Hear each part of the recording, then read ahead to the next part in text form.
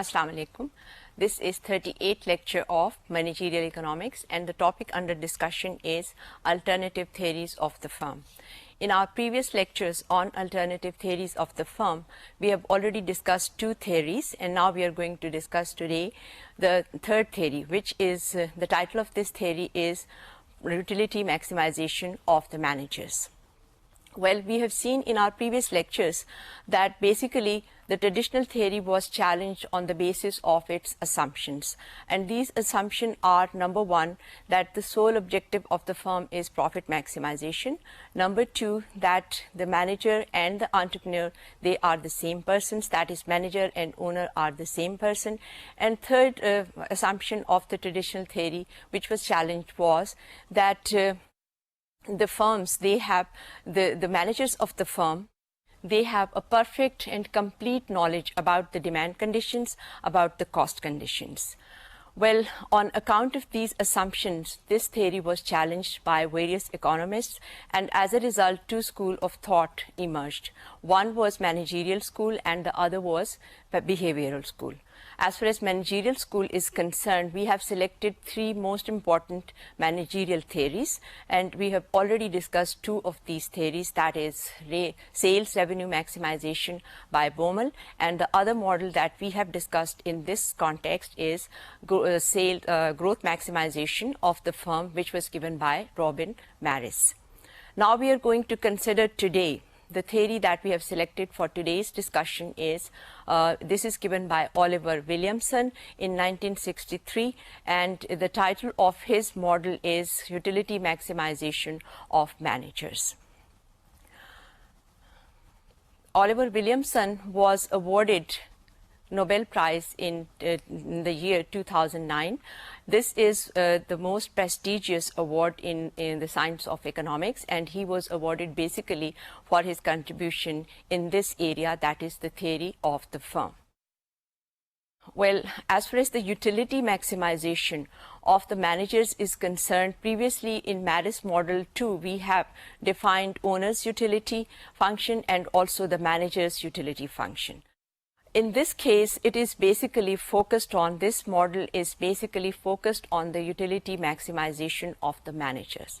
What does Oliver Williamson means by the utility of the managers? It is equal to the satisfaction, happiness, and his satisfaction or happiness or the utility maximization of the manager. It depends on the factors such as salary of the managers, prestige, power, status, and professional excellence.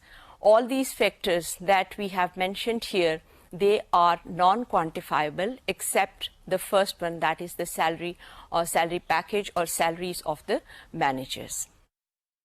So in order to make these factors, that is these variables, operational, we have to express them in the form where we can express them as variables which are quantifiable. For this purpose, we will consider a concept which is called expense preference, and this is defined as the utility that the managers derive from a particular type of expenditure, and these expenditures include expenditure on staff, that is salaries and salaries of the managers, salaries of the other employees, and also the administrative expenditure is also included in it, the administrative expenditure, and also the operating day-to-day expenditure of the firm. It is included in this. Another important expenditure term is used here, and that is managerial emoluments. These managerial emoluments, these are also called slacks or perks that the managers derive from the firm. These perks include big company cars, lavish offices, luxurious residence in posh areas, and similarly foreign trips. All these are included in managerial emoluments. As such, if we look at these managerial emoluments or perks which are given to the managers by the firm, as such they do not contribute to the firm. इसमें अगर ये एमोलुमेंट्स जो हैं अगर manager को ना दिए जाएं तो इससे जो फर्म है उसकी वर्किंग पे या उसकी जो प्रॉफिट मैक्सिमाइजेशन है या उसकी जो यूटिलिटी है उस पर कोई फ़र्क नहीं पड़ेगा। इससे किसको फ़र्क पड़ेगा? The manager will be deriving a utility or satisfaction by spending all this amount. Another amount, which is another type of expenditure which is important in this context, is the discretionary investment, which is denoted by the symbol ID.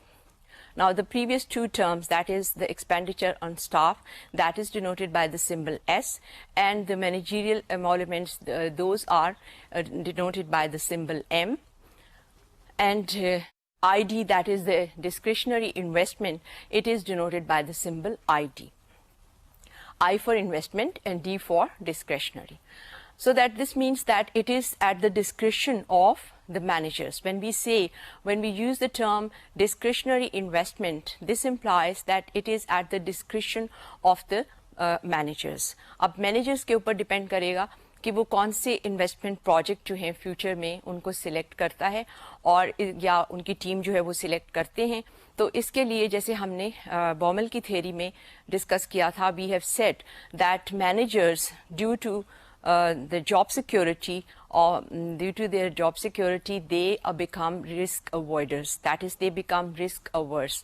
तो वो ऐसे project select करेंगे जिसमें profit जो है वो कम होगा और उसके साथ साथ रिस्क कम होगा, यानी बेसिकली वो ऐसे प्रॉफिट सिलेक्ट करेंगे जिसमें रिस्क जो है वो कम से कम इन्वॉल्व होगा, क्योंकि इससे उनकी जॉब जो है वो सिक्योर हो जाती है।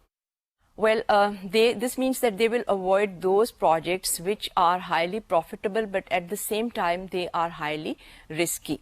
So in this context, we say that these funds are available or at the discretion of the managers. Therefore, we use the term, Williamson has used this term in discretionary investment.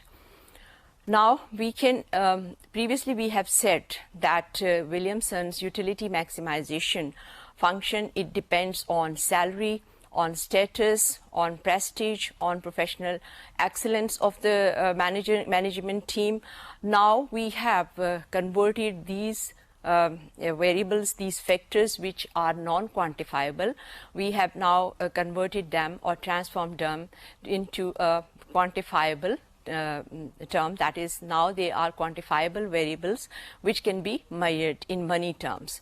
Therefore, we are going to use all these the expenditures such as staffing expenditure S, managerial emoluments M, and discretionary investment ID as the independent variable of the utility maximization function of managers, so that you can see on screen that the managerial utility function, it is a function of S, M, and ID, where S is this expenditure on staff, which includes also the manager's salaries and the administrative expenditure, or day-to-day expenditure is also included in this. And M, as I have already explained, managerial emoluments, perks, which are also called slacks, और इसके साथ ही तीसरा जो variable है that is discretionary investment ID. Before constructing the model which was given by Oliver Williamson's, we are going to introduce the assumption.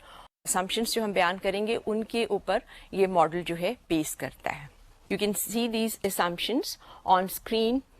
As you can see that the first assumption is that manager can act independently. Number two is that the market of the firm, it is not highly competitive. This means that the firm can earn large supernormal profits. And the third assumption is that the manager's utility function, it depends on S, staffing expenditure, M, managerial emoluments, and ID, discretionary investment.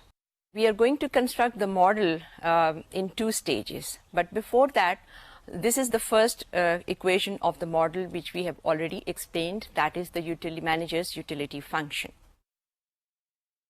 Next, we'll be considering some definitions and important relations which are given by Oliver Williamson.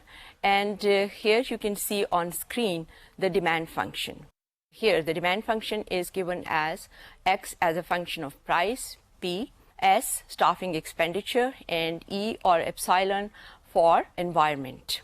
This demand function is assumed to be known, and it is a downward sloping demand function, and its independent variables are price, P, S, staffing expenditure, and epsilon, E or E, that is the environment, which is indicating the autonomous changes in demand. That is, it is representing the parameters of the demand functions.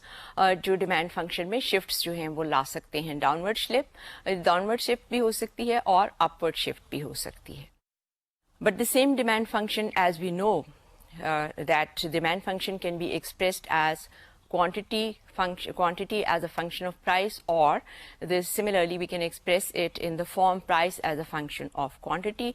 So now transforming it into the price function. So demand function को अब हम आप जैसे screen पे देख सकते हैं. We have expressed it as a price function, where you can see on screen that price is a function of X, S, and epsilon, where X is the output, P is the price, S is staff expenditure, and E or epsilon, Greek letter, it is the condition of the environment, that is a demand shift parameter reflecting autonomous change in demand. In the next slide, you can see that it is assumed that demand is negatively related to price but positively related to staff expenditure and to the shift factor epsilon. Here we have shown the first partial derivatives of the demand function with respect to X, with respect to S, and with respect to epsilon. And here you can see that demand and price are negatively related, as is shown by the partial derivative which is less than 0, curly P by curly X, whereas curly P by curly S and curly P by curly E are positive, they are greater than 0, indicating that staff expenditure and the shift factor epsilon, they are positively related to demand. This, in other words, means that an increase in staff expenditure will increase, it is assumed that it will cause a shift in the demand curve upwards, and this is how it will allow the firm to charge a higher price. Similarly, if there is a change in one of the parameters of the demand functions, assuming that the income of the consumer rises, this will result in an upward shift in the demand curve, and here again the firm will be allowed to charge a higher price. Therefore, we can see that these partial derivatives are positive. The next important function of the model is the cost function. As you can see on your screen, that the cost function is an increasing function of output, and therefore the first partial derivative of this function with respect to X, this is greater than 0. What is the first partial derivative of the cost function? It is the marginal cost. So it is assumed that it is greater than 0, it is positive.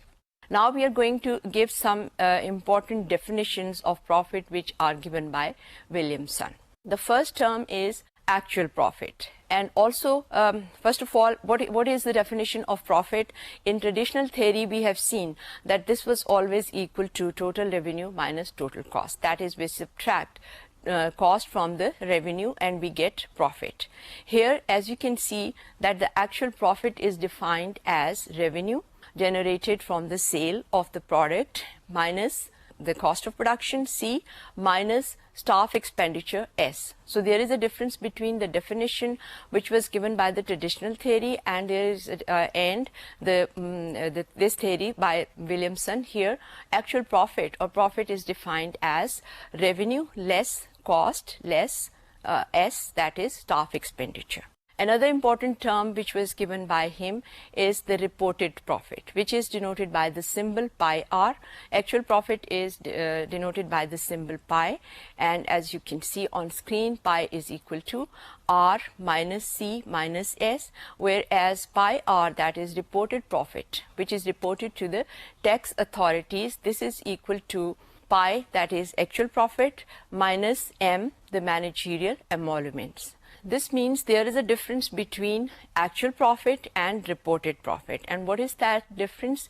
In case of actual profit, we have defined it as R minus C minus S, whereas reported profit, pi R is equal to pi minus m, managerial emoluments. And since we have already defined actual profit pi, so substituting the value of pi into this equation, that is the reported profit equation, we get that pi r is equal to pi minus m, or r minus c minus s minus m.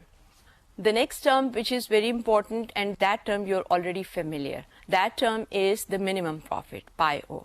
As the name indicates, we have already used this term in Baumol sales revenue maximization, and we have seen that this reflects the expectations and the requirement of the shareholders or owners of the firm, so that it is required, that is, this minimum profit is required for an acceptable dividend policy by the shareholders. This means that they must get this minimum profit which they require or which they expect from the firm to give them in the form of dividends. If they do not get enough minimum profit, then the shareholders or the owners of the firm, they are inclined to sell their shares in the stock market, or they can vote against the existing top management, and as a result, new top management will replace the existing one. This means that the managers will avoid these two possible actions by the owners of the firm. Why? The reason is that this endangers their job security. तो ये हम पहले भी discuss कर चुके हैं मैरिस के model में भी और बॉमल के सेल्स रेवेन्यू मैक्सिमाइजेशन मॉडल में भी, कि जो मैनेजर है उसकी जॉब सिक्योरिटी जो है वो किस तरह से एंडेंजर होती है. इसका ये मतलब है कि मैनेजर्स जो हैं, they will always make it sure that they keep aside sufficient minimum profit, so that shareholders, that is the owners, and the bankers, they are satisfied. Plus they have to pay the tax which is to be paid to the government. So as you can see on your screen, that minimum profit, this means that pi r, that is the reported profit, should be at least as high so that it can cover both the minimum profit, pi o, and the tax bill. This is what you can see on your screen, which is presented as pi r is greater than or equal to pi o plus tax, where the tax is the tax for t, capital T is presenting the tax function, जैसे कि आप screen पे देख सकते हैं. Capital T is the tax function, and the tax function is of the form T is equal to T prime plus small t pi r, where T is the marginal rate of tax, marginal tax rate, and T prime is presenting lump sum tax. All these terms, that is the actual profit, reported profit, minimum profit, I hope that all these terms now we have explained and these are clear to you. Next we are going to explain two other important terms, and those are discretionary investment ID and the discretionary profit, that is denoted by the symbol pi d. Now first, the discretionary profit. Discretionary profit is defined as, it is discretionary investment, and it is the amount left from the reported profit after subtracting the minimum profit pi o and the tax t. So you can see the equation ID is equal to pi r minus pi o minus tax.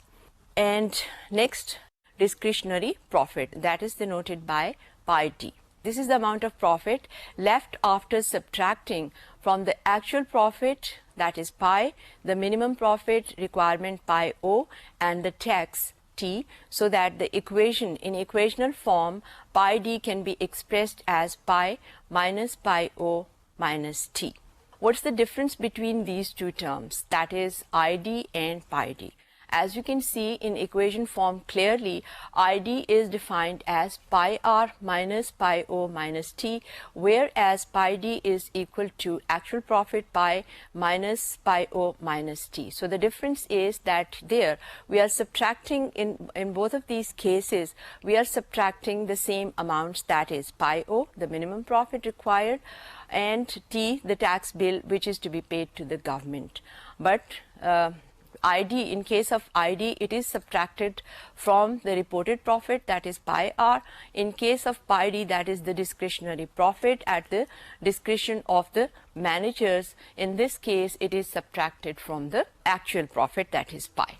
Next, we are going to explain or construct the model which was given by Oliver Williamson, but we are going to present this model in two stages. That is, in the first stage, we are going to present the simplified version of the model, where we are going to assume that M or managerial emoluments is equal to 0, so that what will the result will be that now the profits that we have defined, that is actual profit and the reported profit, they are identical. Because what's the difference? We have seen the difference between actual profit pi and pi r. The reported profit is that of M, and since we are assuming that M is equal to 0, therefore actual profit pi is identical with pi r, that is reported profit.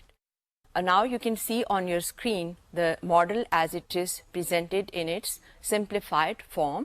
Here we have to maximize the manager's utility function, which is given as u f of s and id, since we are assuming that M is equal to 0, subject to the constraint pi is greater than or equal to pi o plus tax.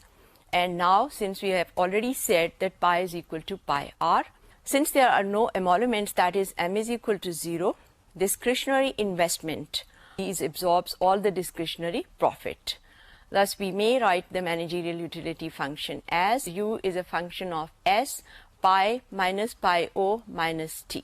Now, we have defined id as pi r minus pi o minus t, but here we are substituting pi minus pi o minus t. Why? Because we are saying that in this case, for the simplified version of the model, since we have assumed that M is equal to 0, now discretionary investment id is identical with a discretionary profit, that is pi t. So we can write pi d instead of in place of it.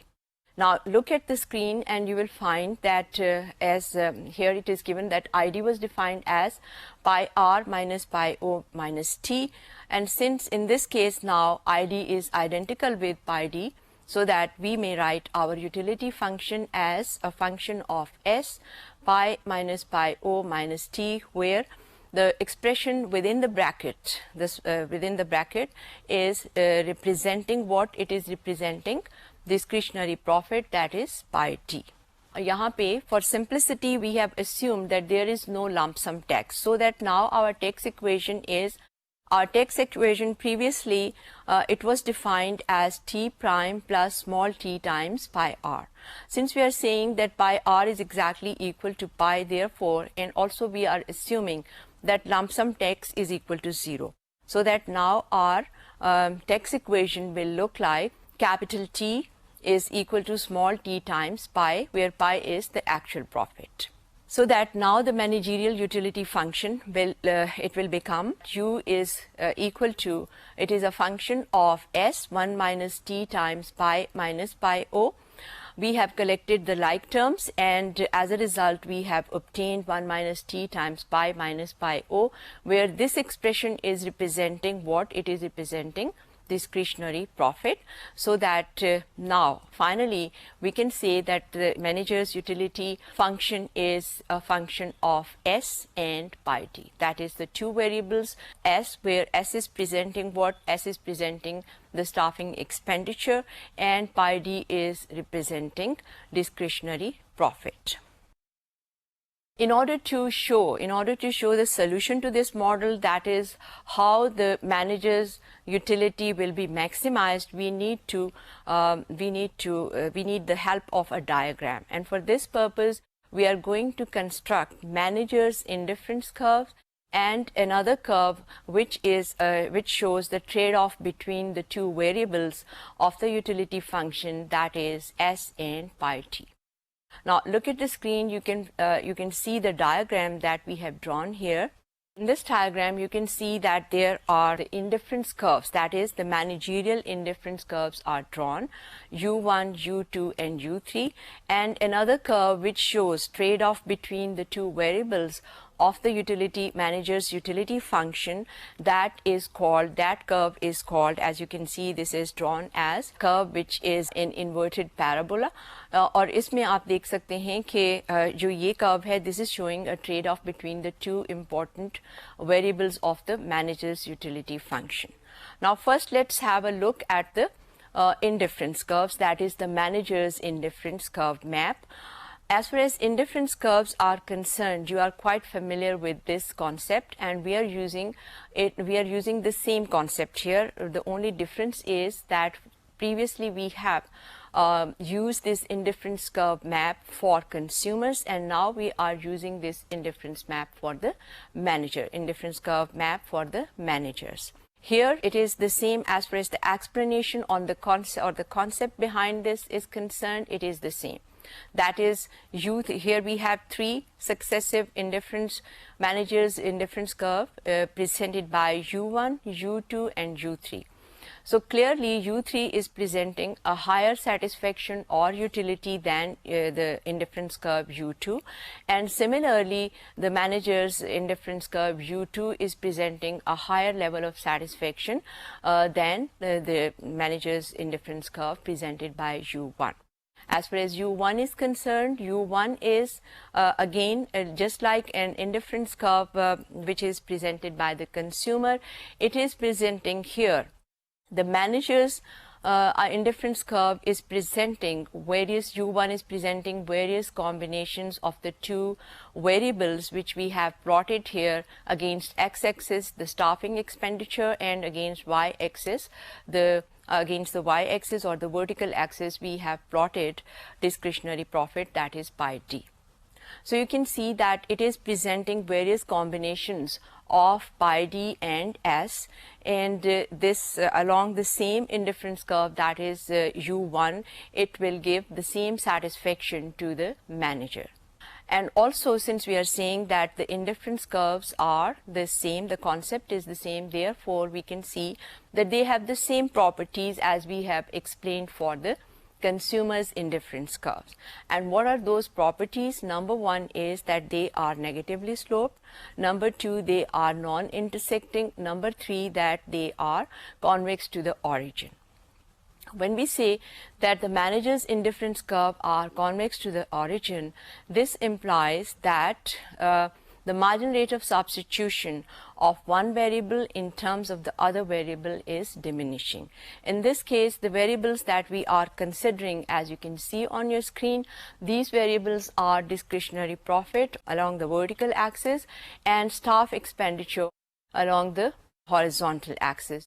This, in other words, means that the marginal rate of substitution of pi d for S, pi d is discretionary profit, pi d is diminishing in terms of the other variable, which is the staff expenditure.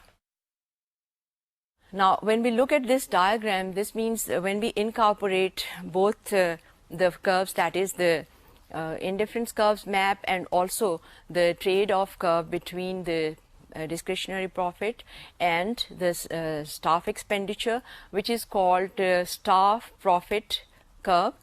We incorporate both of these in one diagram, and as far as the indifference curve map is concerned, there is another point which you must remember is that it is also restricted that the indifference map or the indifference curves map is non-intersecting to the horizontal axis. What does that indicate?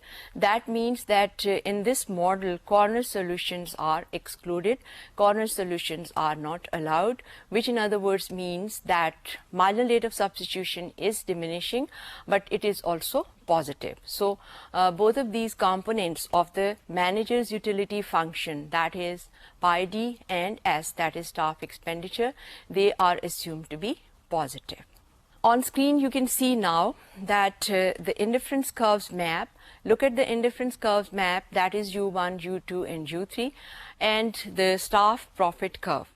U3 obviously is ideal for the managers because that is presenting the highest possible utility or satisfaction. But as we can see in this diagram, it is out of reach of the firm. And look at the second curve, which is U2, and you can see that it is tangent to the profit staff curve at point where S is equal to S2 and pi d is equal to pi d2. If we look at the staff profit curve, we can see that in the initial stages of production, when production is increased, both the pi d, that is the discretionary profit, and staff expenditure is increasing. But after a certain point, and this point, as you can see on screen, this point is represented by S1 and pi d1, where the staff profit curve reaches its maximum. It attains its maximum point, and when the production is increased beyond this point, then you can see that staff expenditure continue to increase, but discretionary profit will decline. As we have here, we can see that this is the situation. You can look at the points, that is S1 and pi d1, where the function, that is where the curve, staff profit curve, is maximized, and then after that point it starts declining.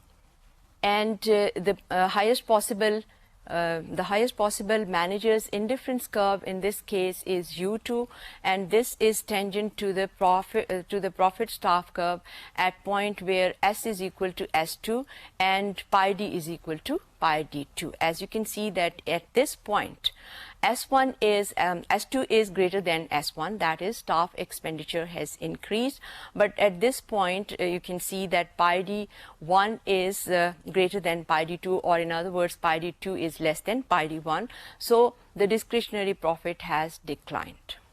Since we are saying that indifference curves are negatively sloped, that is, by definition they are negatively sloped, therefore this means that the point of tendency between these two is, it is always found on the falling portion of the curve. That is, जैसे आप यहाँ पे देख सकते हैं कि पहले जो स्टाफ प्रॉफिट कर्व है वो इंक्रीज हो रहा है, फिर ये मैक्सिमम पॉइंट पे पहुंच जाता है और इसके बाद ये फॉल करना शुरू कर देता है. तो यहाँ पे हम देख रहे हैं कि जो पॉइंट ऑफ टेंजेंसी है, that is the point where the utility function of the, और where the utility of the managers is maximized. That point is always on the, this occurs on the falling portion of the staff profit curve. What does this indicate? This indicates the preference of the manager for the staffing expenditure. So we have explained the simplified version of the model which was given by Oliver Williamson. Now you'll be able to understand it in a better way when we consider the general model which was presented by Oliver Williamson. You can look at the screen this model where we can see that the objective function is the utility, manager's utility function, that is, it is to be maximized where utility is a function of S, M and ID. S is staffing expenditure, M is managerial emoluments, and ID is the discretionary investment. In the simplified version of the model, we have assumed that M is equal to 0. So in that case, obviously the function was reduced to a function of only 2 variables. But actually the managerial utility function which was presented by Williamson, that was a function of 3 variables, that is S, staff expenditure, M, managerial emoluments, and ID, that is the discretionary investment. This is subject to the constraint. This utility function is to be maximized subject to the constraint. The constraint is pi r is greater than or equal to pi o plus t. Now look at the utility function. We have said that we have to maximize here the utility function SMID, which is a function of SM and ID. And since ID is, it was defined as, remember the definition or the equation for ID was equal to pi r minus pi o minus t. So we have substituted this for ID. And the constraint is of the form pi r is greater than or equal to pi o plus t. Where we can see that ID, as I said earlier, it was defined as pi r minus pi o minus t. So that substituting pi r, What was the difference between pi r and pi? That was, we have already said that pi r is the reported profit and pi is the actual profit. And what was the difference between these two? Pi r जो है, that is equal to actual profit minus m. So substituting for pi r and pi, you can see that here we obtain that since pi r is equal to pi minus m, or r minus c minus s minus m, and the tax function which was described as, it was given as t prime plus small t times pi, where pi r, and substituting for the value of pi r, here we can express our tax function as t prime plus small t times r minus c minus s minus m, and we obtain the utility function which is to be maximized, that is the manager's utility function which is to be maximized. You can see on your screen that now it is presented as a function of s m 1 minus t times r minus c minus s minus m minus pi o. We may also substitute m as follows, that is, we define a new term here, and that is represented by the symbol sigma. So you can see that sigma is equal to pi r by pi, that is the ratio of the retained profit to the actual profit. So that if we are saying that sigma is equal to pi r by pi, this means that we can express pi r as equal to pi, that is actual profit, multiplied by sigma. Now substituting this expression in the definition of retained profit and rearranging, we obtain, you can see on the next slide, that pi r is equal to pi minus m. So that since we have just now said that pi r is equal to pi times sigma, therefore substituting this, we can get pi r is equal to pi minus m, which is equal to pi times sigma. Now solving for m, we find m is equal to 1 minus sigma pi, since pi is equal to r minus c minus s, so that we can also write it as 1 minus sigma multiplied by r minus c minus s, where 1 minus sigma is the proportion of profits absorbed by emoluments.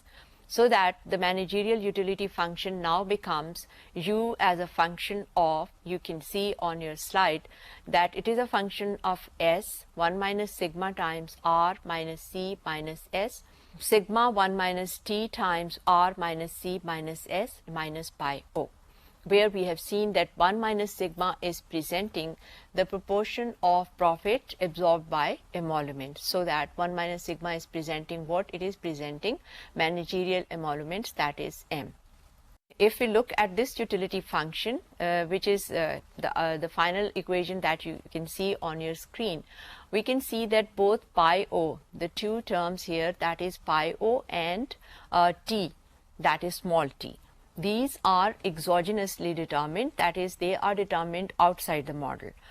T is determined by the tax authorities or the tax laws, and pi o, we are familiar with this term, that is pi o, the minimum profit which is required by the owners. This is determined by the owners. So these two terms, that is pi o and small t, these are determined outside the model, that is these are determined exogenously. As a result, on your screen, on your next screen, you can see that we have here defined that now this function is to be maximized. यहाँ पे हम देख सकते हैं कि जैसे हम पहले अभी आपको बता रहे थे कि t जो है small t, that is the tax. It is determined by the marginal rate of tax, it is determined by tax authorities, and as far as pi o is concerned, it is determined by the expectations of the minimum requirements by the shareholders and also the bankers.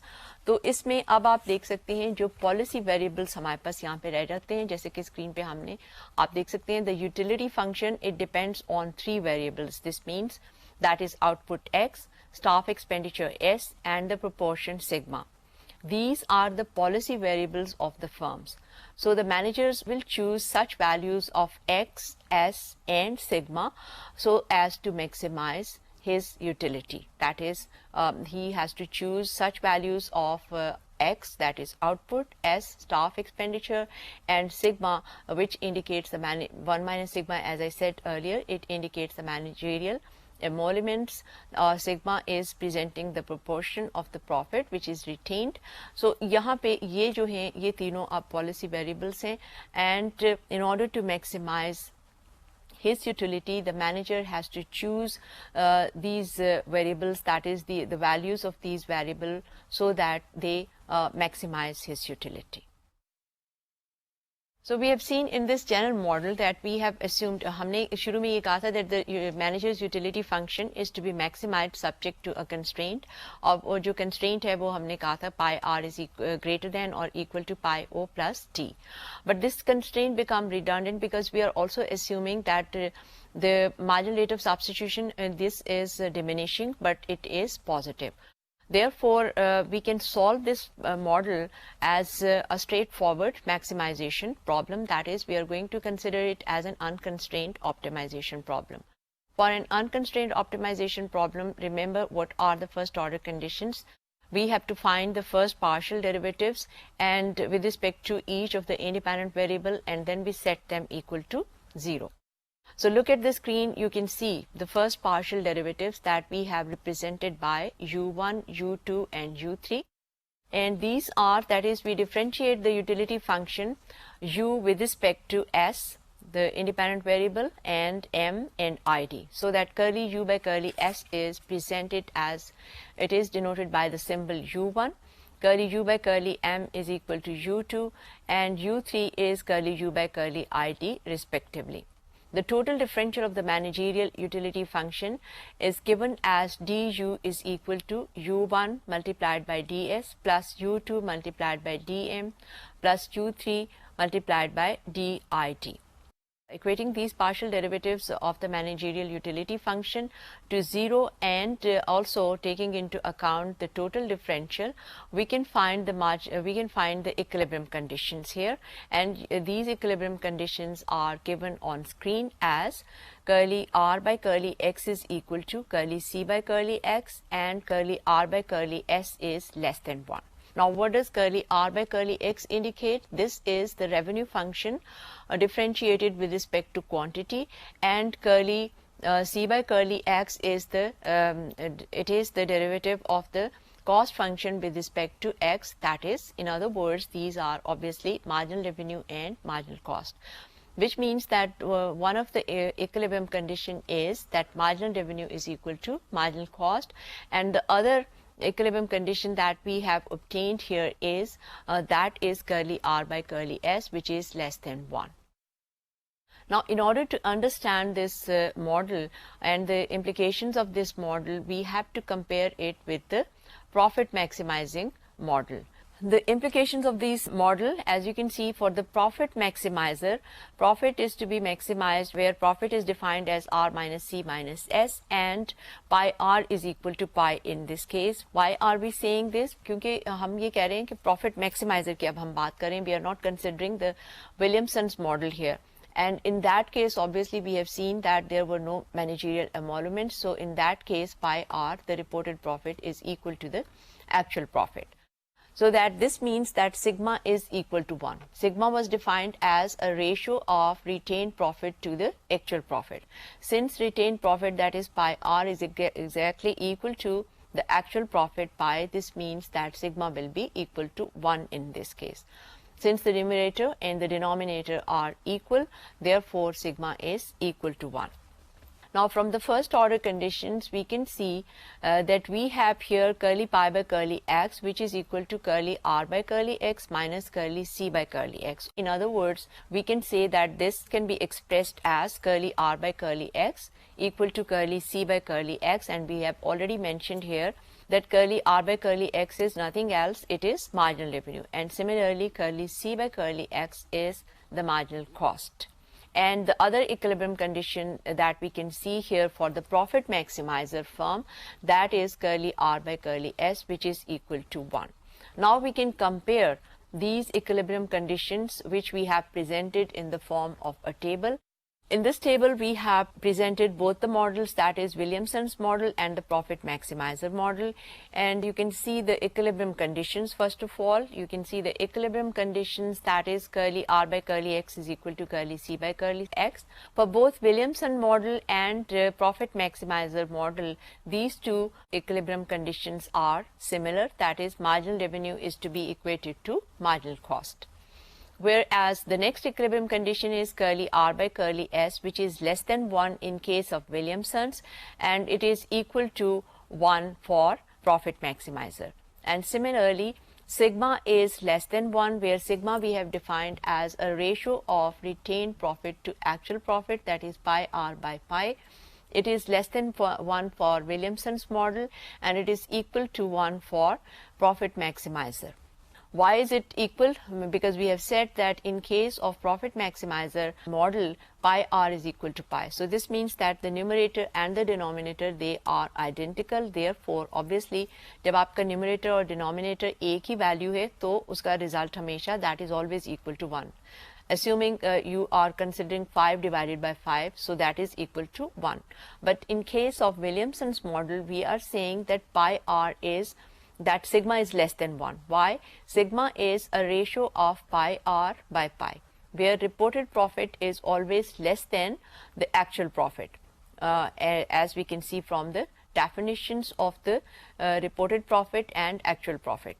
What was the definition of the reported profit and the actual profit? Actual profit was equal to R minus C minus S, whereas reported profit is equal to R minus C minus S minus M. So, M, that is the managerial emoluments, are also to be subtracted from the reported profit. So, obviously reported profit pi R is less than pi, therefore, the ratio pi of pi R and pi R ratio of pi R reported profit and pi the actual profit, it will be less than 1. Now here we can consider the differences of S, M and ID at equilibrium. When we look at the Williamson's model, M, S and ID, they are all greater than 0, that is they are positive, whereas for profit maximizer, M, S and ID are equal to 0. So this means that for all of these cases, this means that the value of M, S and ID, it is greater than for the Williamson's model. It is always greater than the values of M, S and ID as far as the profit maximizer model is concerned.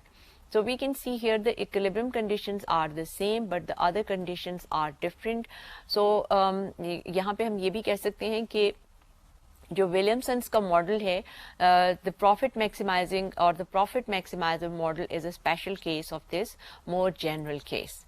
Well, we have seen that this model can be considered as a general model, where this profit maximizer model can be considered as a special case of it.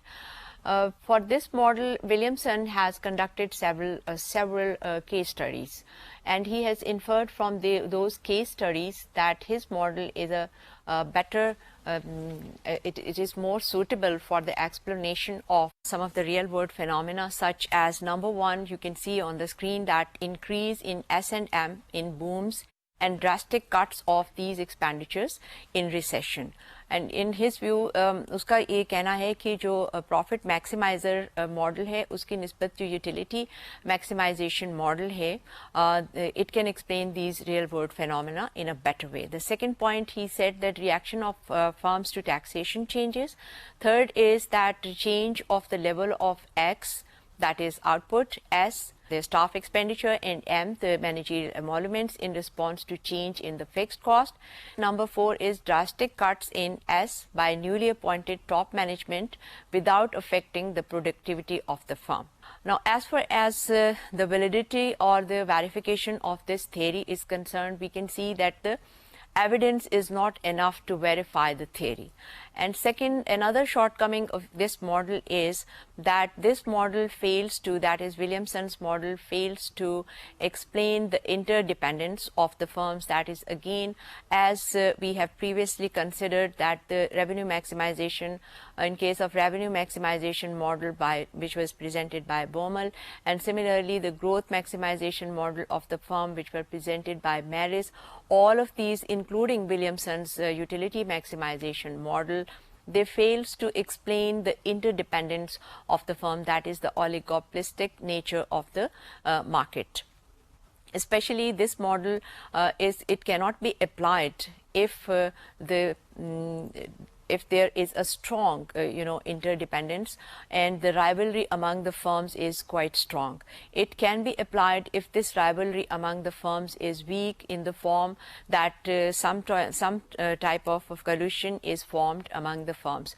Ye collusion jo hai, it could be, this collusion could be explicit or implicit, that is, it is a secret collusion or it is an publicly open collusion.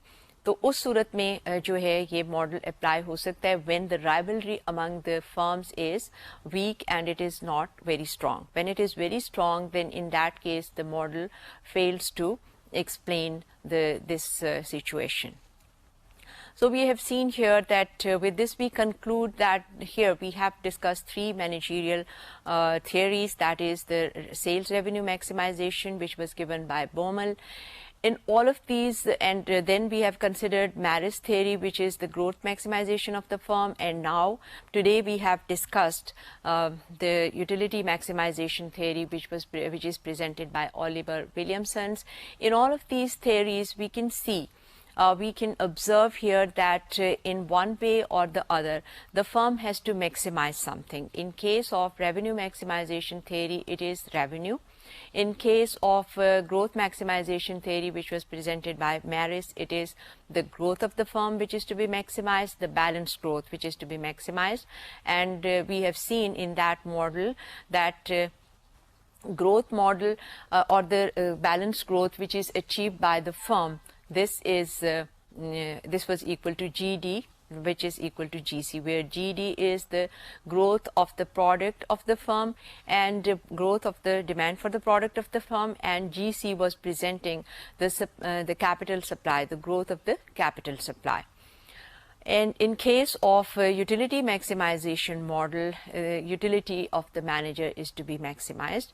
So basically we have started our discussion from the point that in case of traditional theory, the only objective was profit maximization. But if we look at these theories which we have presented, that is the managerial theories, in each of these the firm has to maximize something, either it is revenue or it is utility of the manager or it is the growth of the firm. Next time we are going to consider the behavioral theories, and with that we come to an end of this session. Thank you. Khuda Hafiz.